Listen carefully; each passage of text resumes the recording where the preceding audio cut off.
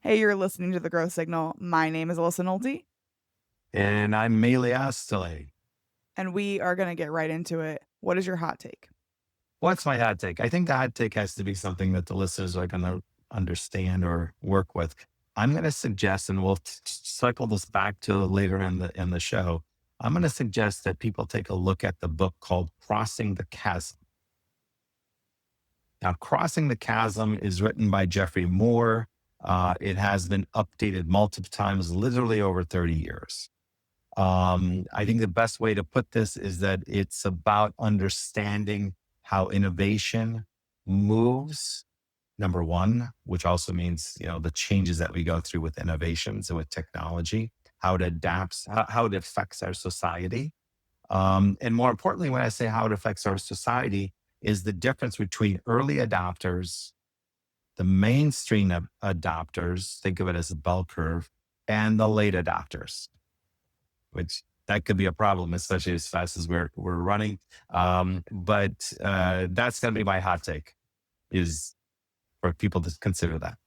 I think it is an important thing to consider. I haven't actually read the book, but I have sat through like digital transformation presentations essentially where they talk about the idea of there's this big gap between what you want to do, the vision you see for the future and the actual ability of you and your team to achieve that goal.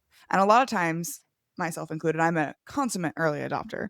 A lot of times we look to the horizon and we see this incredible future and we run towards it so fast that you end up falling into this chasm, if you will, and you will never be successful because you haven't considered the people behind you who maybe aren't as eyes on the No, horizon as us and early believe me, adopters. there are a lot of them. But like I said, with the Crossing the Chasm, if you just look it up in Google, it's actually in Wikipedia too. You can get a quick synopsis of it. The main image it shows is, early adopters, and then there's this gap, that chasm. Then you got Yeah. the mid mainstream adopters, which is your bell curve, right? And then you got the late adopters on the far end. And I think that when the book came out, which was sometime after the IBM PCs hit the market in the early 80s, that whole idea of the PC changing every year, new Yeah. CPU, more memory, more disk space, a different, monitor, a different type of computer that you were using. That was just the beginnings of this whole process. But since then, we have evolved so far, and not only have we evolved, but the rate of change is at a Yes. point where humans can't keep up, even if you're an early adopter. I know, I feel that so, like, so intensely. 2 years ago, Alyssa could not understand people not wanting to be early adopters, like, I couldn't empathize with this, like, "Oh, I'll worry about it later," because I loved the early adoption stuff, and now I'm starting to feel that crunch of, like, sheer overwhelm with all of the stuff that is constantly changing. I I agree. swear every time I look up, there's some new thing that I Yep. need to know intimately in order to be successful. Yep. And that is impacting the mainstream already was waiting. A lot of people are waiting for something to prove itself, for it um, to provide some benefit to their lives at that moment. So even the mainstream is having a harder. Can you imagine the late adopters at this Oh my point? goodness. They've given up. Literally, they've given up. Right. They're not even able to keep up. I mean, especially in today's world, if you wait for something to prove itself, it's already it's already done, and we'll move Right. on to the next The thing. rest of us are already on to the next flash in the pan and Exactly. have already moved on. Yeah, that's exactly it. So if we can't keep up, right? If things are changing so fast that it is not humanly possible for us to keep up, and this show in particular is really about, customer relationships and building relationships with people we need to sell, resell, or just understand in order to deliver great solutions.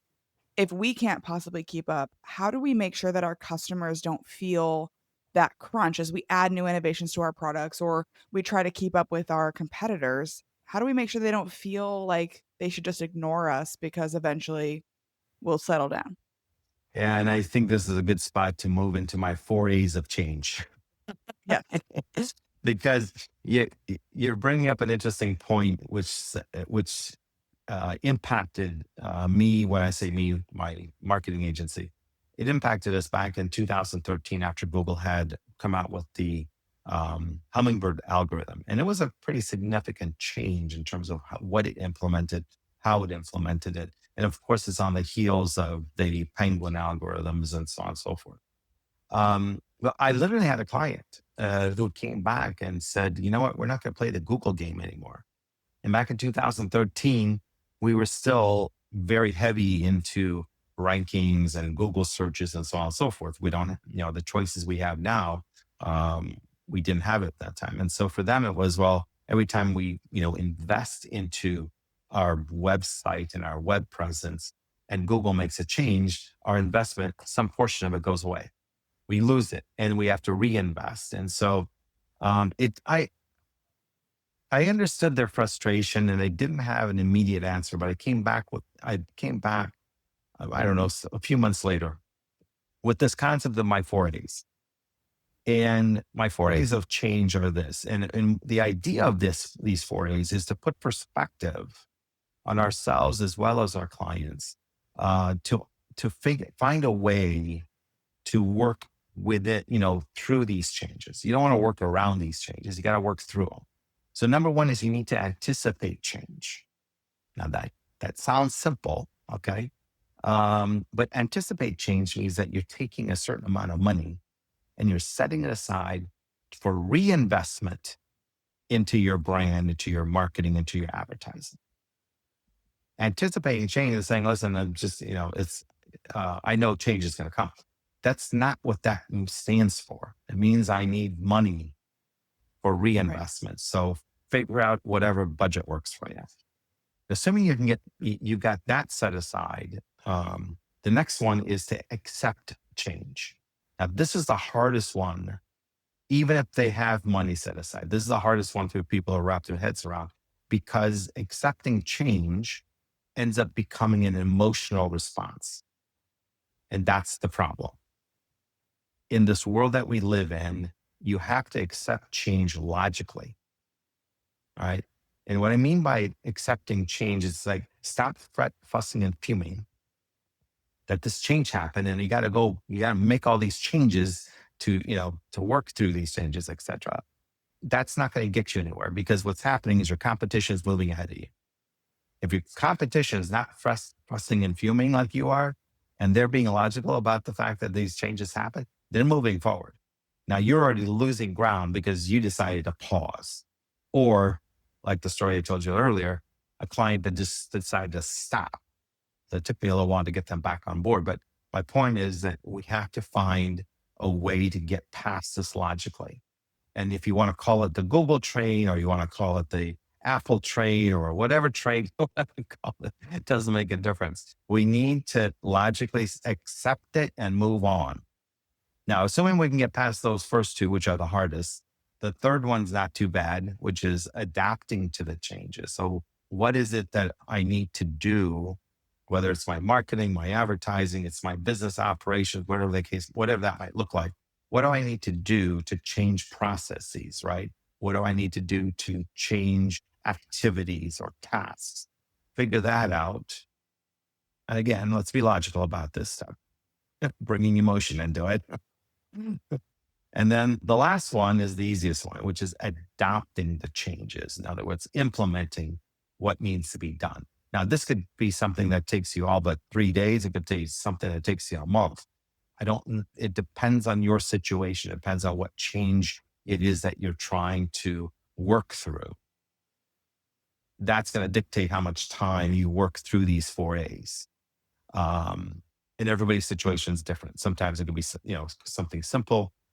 Boom, boom, boom. Next day, we're up and running in one direction. In other cases, it could be something much longer, and we have to adjust for that length of time. Like for example, let's use Google's algorithm changes, right? If they make a change, now you need to adjust to those changes. Well, it could take you a few weeks to adjust the website, your profiles, your social, your content, whatever it is, right? It can take you a little bit of time. So with that in mind, some changes will take a little bit of time and we need to accept that as well. And then you can move on. But I think I decided, I came up with these 4 things back in 2014 with this concept is that it's about uh, having perspective on how to work through these changes that we run into daily, weekly. It's Hourly, it feels like really. sometimes. You know, as you were talking, and we kinda opened this conversation with how the rate of change is absolutely unsustainable even for us early adopters. And I was thinking as I was taking notes on what you were saying is, you know, I agree with those 4 A's, they make a lot of sense to me, and I agree that we need to make logical, not emotional decisions. But then I look at the fan of all of these things that I have to decide to either implement or not implement. So how do we go about this process of figuring out what is a change that we should adopt and adapt to, and when are we allowed to ignore it and say, "You know what? This is not a change for me." An example that I'll bring it back to is when I first got into, building my business, augmented reality was the big innovation of the time, and everyone was Right. adding these little augmented reality experiences to like, we went to, like, a Yeah. conference or whatever, and we had a pop-up banner, and it had an augmented reality overlay, and everyone was doing it, and I think it was, like, that 1 year that everyone was doing it, and then it kinda went and died. So that was a change that wasn't beneficial to us. So how do we figure out what changes we should logically adapt to and what changes we are okay to ignore? Yeah. And that's, um, you bring up an interesting point because something hits the market and you say, well, what do I do with this? Right. I can tell you, with all honesty, I remember when Twitter came out, I said no. Yeah. Okay. And the reason I said no is because it's time consuming.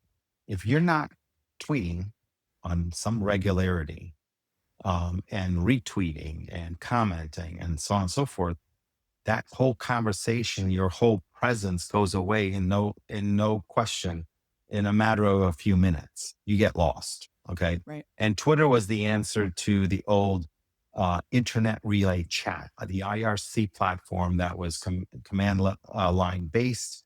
And this became the GUI version of the IRC, just like browsers were, became the GUI version of us being able to search and navigate the internet. Twitter was the answer to IRC. Um, and I said no to it. Did I join it? Did we have it as an account? Did we do it for our clients? Yeah, but it was like tertiary. It was the Yeah. bottom of the list, as far as how, because let's face it, the client doesn't have the budget to have one person sitting all day doing this for them, right? That doesn't make logical sense. There's other ways to market ourselves. Um, and the time consuming factors was off the charts. So my answer though to you in today's world, that 2007 situation was more about not my knowledge and my experience. Right? Um, Here we are in 2025. And my answer to you is let's use the tools that we have available to us to make this decision, right? So, what's the main tool that we have? AI. So, I'm just going to suggest go to ChatGPT, make sure that you've already built out, the knowledge base of ChatGPT relative to your business, your offerings, your services, your products, whatever it might look like. Make sure it has a full understanding of your business.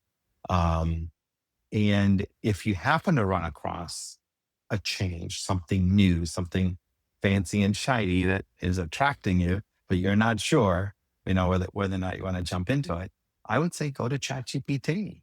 It's going to have an entirely different understanding of that fancy, shiny new thing Yeah. than you are, right? Your perspective is clouded by um, how things are being marketed directly to you.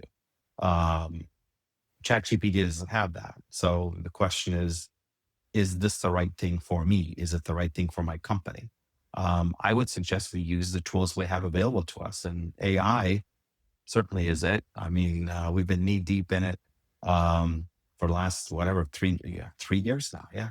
Oh Been three god, it years. feels like so much shorter, doesn't it? Like, I was one of the OGs on, ChatGPT before they even had a paid option, and it feels Right. like, honestly, just yesterday, I feel like got started in that, but it's really been quite a long time. Yeah, but think about where we are now, 3 years later with AI agents. We have the N8N's platforms. We've Yeah, got um, generative engines, right? And I'm going to say from my standpoint, GEO, right?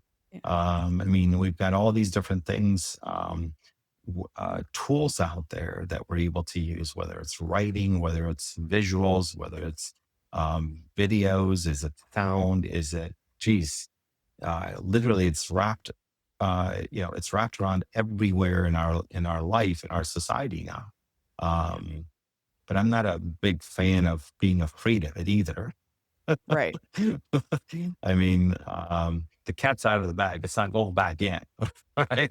I do feel that Yeah. way, about it too, and I think the people who are still afraid of it and are refusing to pay attention to it because they are afraid of it, I think you're gonna be unpleasantly surprised that, the cat is out of the bag and there's not a whole lot we can do about it.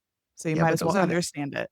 yeah, but those are also the people that are trying to figure out how to control it.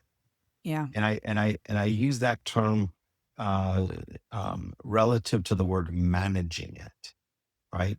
When you're trying to control it, you're basically saying, I don't want you anywhere near me, and you're putting up a wall. Well, I don't see that as an option that's going to benefit mankind for that matter. I don't see that as an option to move forward. You just let's just assume you figured out how to control it. Well, then what? Okay. right. At some point, you have to move that needle again. You're gonna have to move that wall.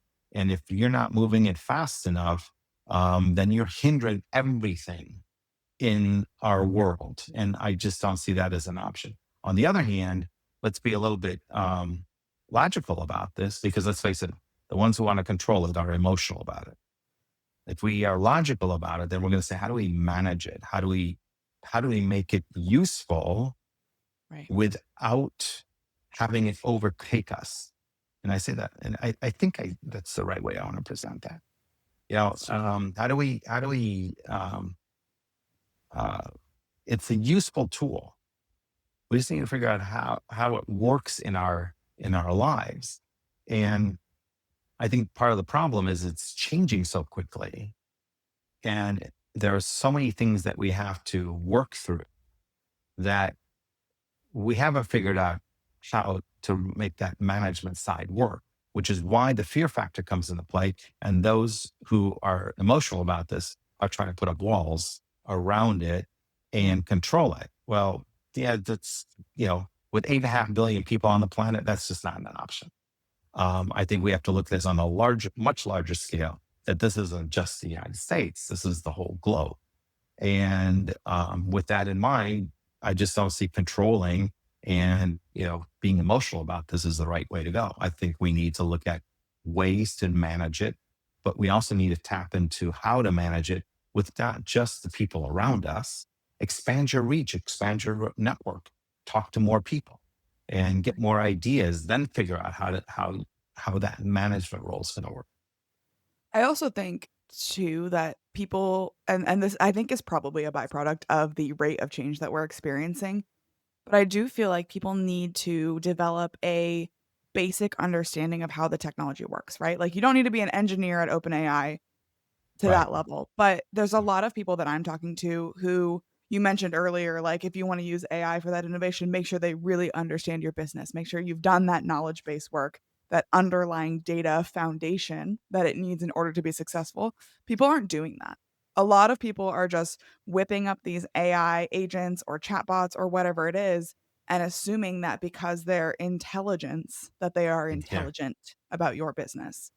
And so we have this fundamental understanding gap from people who are trying to use this technology, who are trying to adopt it and adapt it, but they don't really understand the fundamentals of how it works, and then they're disappointed and they blame the technology rather than blaming the fundamental work that they skipped. Well, you just said something that I'm going to summarize in an interesting way. That is fear-based leadership. Fear-based leadership will fail in all cases when you're talking about transformations. It doesn't work. It has never worked. And how many times do we run into leaders of a company that are controlling? They need to know and see everything. Well, guess what? Those companies tend to move very, very slowly. And the question is, in our current world, is a slow moving company a good idea? And I argue no, it's not. Yeah. Your company needs to move forward. It needs to move forward, with some relative rate of speed so that you're not falling behind. And the fear based leadership is just, there's no room for it anymore. Well, and that goes back to your original point of like you need to set aside reinvestment funds because I think if you're going to be a company that keeps up in today's world, you're going to have to move fast. And that means that sometimes you're going to get it wrong, right? Like we spent all that time and Yep. money on augmented reality in 2013 and we used it for approximately 6 months and then dumped it because it wasn't useful to us at the time, right? So we got it wrong. We wasted time, we wasted money. And I think companies are going to have to get used to the idea that a certain percentage of their investments are going to fail and maybe fail spectacularly, and that's And okay that's the cost for of the doing sake. business. Yes, exactly. And that conservative fear of, well, what if we invest, $1 million into this and it totally fails? Well, what if you Right. invest $1 million and it's a wild success? We don't know. Yeah.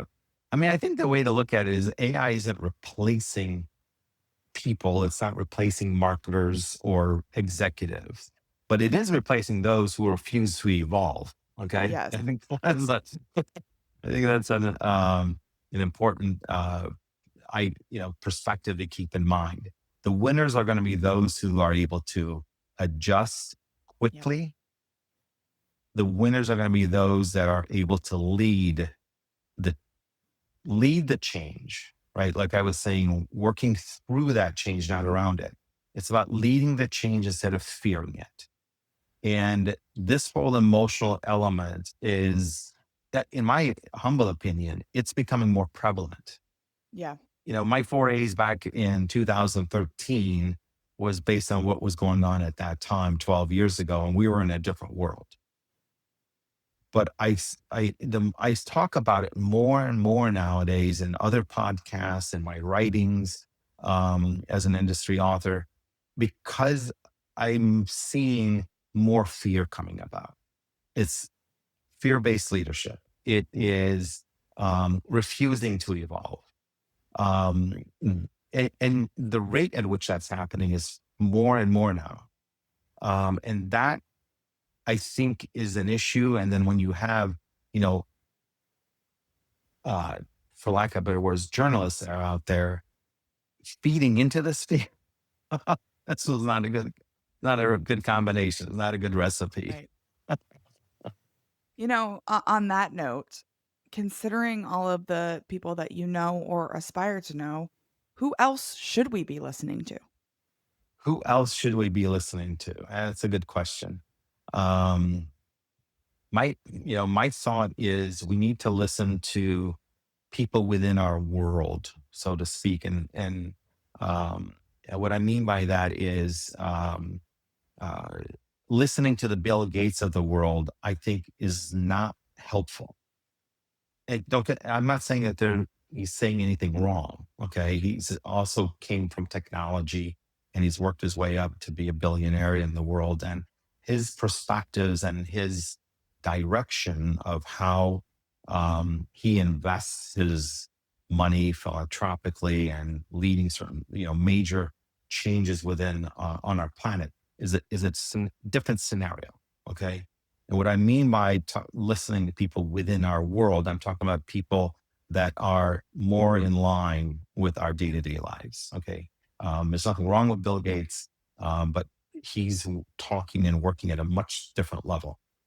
I'm talking about going to, checking to see what Neil Patel is doing, for example, right? Just one example, that we've all gotten to learn. We've all followed him on LinkedIn, etc. Those are the people I'm suggesting we should take a closer look at. Yeah. These people are successful. Um, they're in the, well, I shouldn't say the technology world, but at least in the business world. And they are more involved in the tools and the activities that are affecting and changing how businesses work. But that's the direction I would go. And if someone is really connecting with you, they wanna learn more, they wanna follow along with your journey and your thought leadership, where can they find you online? So the best place to find me is on LinkedIn. I'm always there. Um, um, Compared to other influencers on LinkedIn, my network may sound small, but I also think that my network sounds large to a lot of other people. So I got about 23,000 really close friends. So my suggestion is tag me on your posts. When you tag me, I get an email in my inbox from LinkedIn, not my LinkedIn inbox, but my regular inbox. It becomes a to do for me. I go to your posts, I'll react, I'll put a solid comment in there, put the necessary hashtags in there, and hopefully it will help expand your reach into my network and be helpful to you. Certainly connect with me. Happy to connect with everybody. And I think that's the best way to reach me. Amazing. Well, thank you so much for joining us on the growth signal. I It think was this was a great being on really your show, Alyssa. important conversation that people needed to hear. Thanks a lot, Alyssa. It was great being on your show.